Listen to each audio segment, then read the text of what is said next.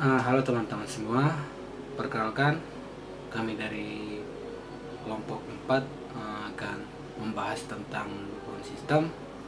Sebelumnya izinkan kami memperkenalkan diri dulu. Perkenalkan, nama saya Alexis Girsang dengan NIM 2231 1500048 dari Fakultas Ekonomi dan Bisnis Prodi Manajemen Universitas Kristen Indonesia. Dan perkenalkan, nama saya Sikomarto Gultom dengan NIM 22310067 dari Fakultas Ekonomi dan Bisnis Prodi Manajemen.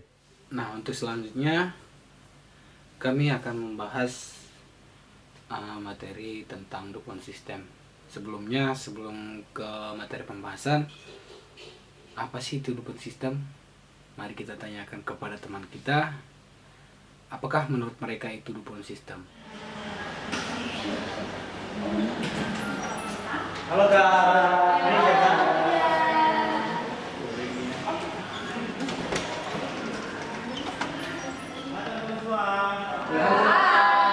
Halo Rizle. Baik bro.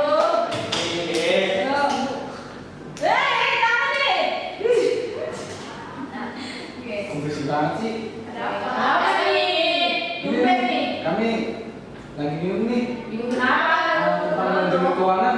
Menurut kalian dukungan sistem itu apa sih? Iya. Kalau menurut saya itu kayak suatu sistem analisis yang dimaksud untuk menunjukkan net profit margin atau NPM. Itu sih menurut saya. Oh, berarti menunjukkan profit suatu laba perusahaannya. Iya. Terus kalau menurut saya, Kalau Bitcoin yang tahu gue itu kayak biar kita kan punya perusahaan nih, Ya. jadi kita bisa tahu analisis keuangan di perusahaan kita apakah menurun atau meningkat. Itu sistem yang bisa dipakai untuk perusahaan ya, buat analisis gitu. terus kalau itu kan tadi suatu profit ya. Ya. Terus apa saja yang dapat dilihat dari Analisisnya. sistem ini ya? Oh, yang dapat dilihat itu kayak menjelaskan bagaimana kinerja keuangan perusahaan dan mengetahui faktor-faktor yang menyebabkan terjadinya peningkatan dan penurunan kinerja perusahaan. Nah, iya. Kalau Lu masih bingung nggak? sebenarnya sih masih bingung sih, tapi setelah mendengarkan penjelasan teman-teman ini semua, jadi kita mengerti itu gimana mengukur sebuah laba perusahaan gitu. Iya. Jadi kami sudah mengerti tentang dukungan ini apa yang arti dukungan sebenarnya. Oke teman-teman, thank you ya. Artinya. Ya, ya. Oke. Baik banget sih. Ya, Lebih ya. sayang deh. Ya. Nah, setelah kita tadi bertanya kepada teman-teman kita bahwa analisis dukungan sistem adalah merupakan analisis yang mencakup rasio aktivitas dan margin keuntungan atas penjualan dalam menentukan probabilitas yang dimiliki oleh sebuah perusahaan. Kemudian selanjutnya kelompok kami akan menjelaskan materi mengenai dukungan sistem. Perkembangan dunia dalam perekonomian semakin berkembang pesat. Banyaknya perusahaan-perusahaan seluruh dunia saling berlomba-lomba untuk mendorong perusahaan mereka yang lebih efisien agar lebih kompetitif. Hanya perusahaan yang unggul dan kompetitiflah yang akan mampu bertahan dalam persaingan dunia, sehingga mendorong perusahaan untuk lebih efisien dan lebih efektif dalam beroperasi untuk mencapai dan meningkatkan kemampuan menghasilkan keuntungan. Untuk mencapai hal tersebut, manajemen finansial dituntut mampu memahami kinerja keuangan perusahaan, melakukan analisis yang dapat digunakan untuk membuat kebijakan dan pengambilan keputusan strategi yang berguna bagi perkembangan kegiatan usaha dan mencapai tujuan perusahaan. Untuk membuat keputusan yang rasional sesuai dengan tujuan perusahaan, seorang manajemen finansial haruslah melakukan analisis keuangan. Dengan perbandingan tersebut, maka dapat diketahui perkembangan kinerja keuangan perusahaan dari periode ke periode ataupun dengan pesaingnya. Alat ukur yang digunakan untuk menganalisa laporan keuangan diantaranya adalah analisis rasio, analisis nilai tambah pasar atau market value ended, analisis nilai tambah ekonomi atau economic value ended, dan balance scorecard. Capital Asset Management Quality and Liquidity atau CAMEL dan DuPont System. Dalam penelitian ini yang digunakan untuk menganalisa laporan keuangan adalah DuPont System.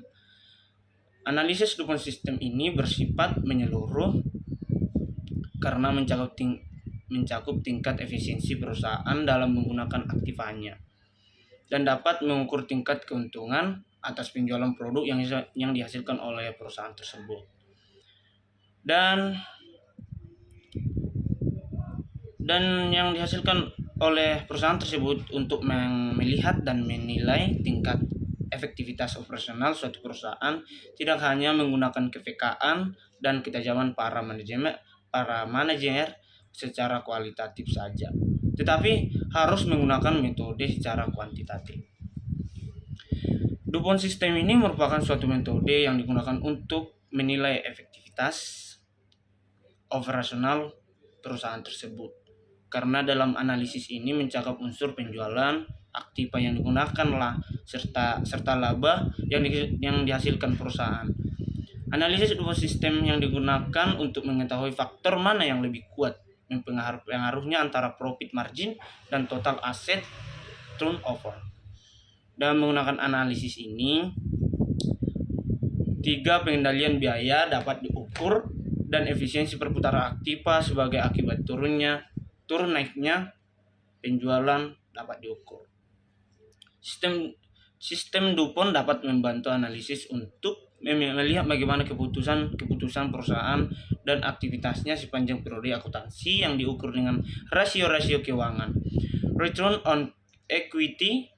Dengan menggunakan sistem ini, analisis dapat mengevaluasi perubahan-perubahan kondisi dan kinerja perusahaan, apakah ada perbaikan atau pemburukan dari keduanya.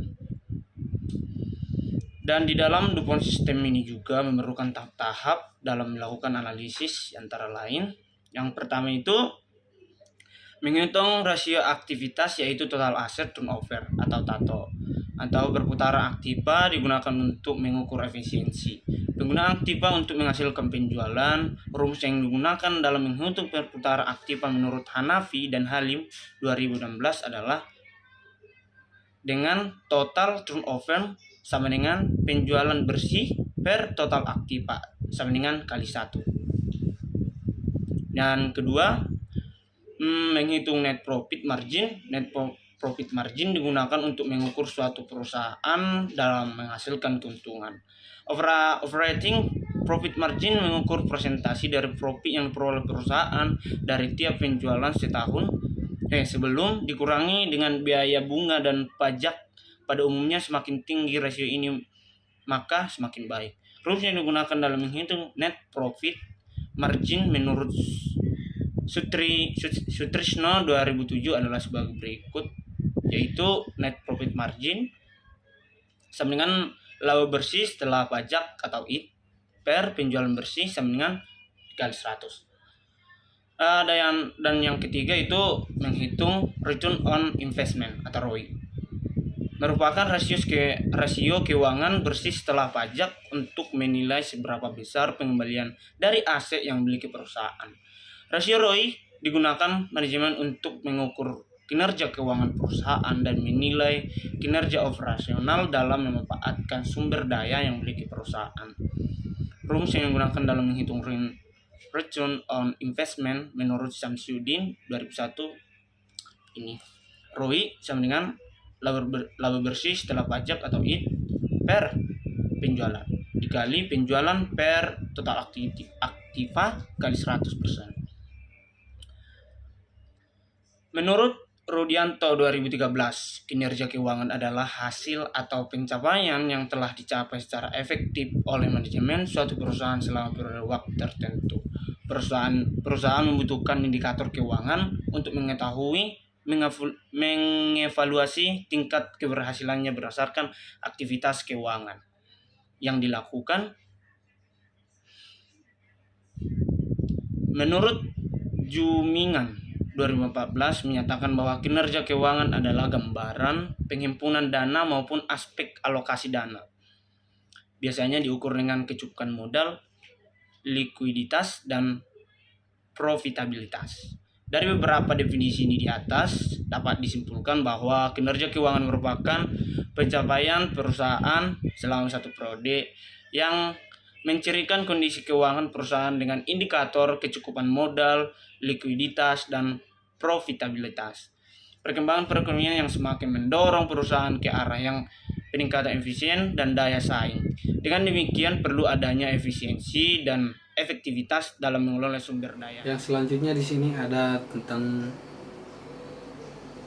menurut Rudianto 2013, kinerja keuangan adalah hasil atau pencapaian yang telah dicapai secara efektif oleh manajemen suatu perusahaan selama periode waktu tertentu. Perusahaan membutuhkan indikator keuangan untuk mengetahui dan mengevaluasi tingkat keberhasilannya, seberapa besarkah keuntungan yang dihasilkan selama per tahun. Perusahaan juga membutuhkan indikator keuangan untuk melakukan analisis keuntungan.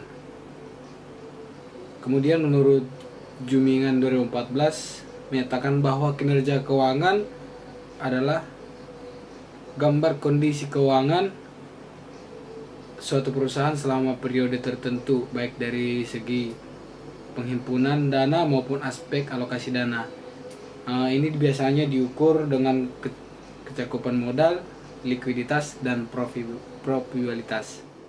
Kemudian selanjutnya dari beberapa definisi di atas dapat disimpulkan bahwa kinerja keuangan merupakan pencapaian perusahaan selama satu periode tertentu yang mencirikan kondisi keuangan perusahaan, indikator kecakupan modal, likuiditas, dan probabilitas.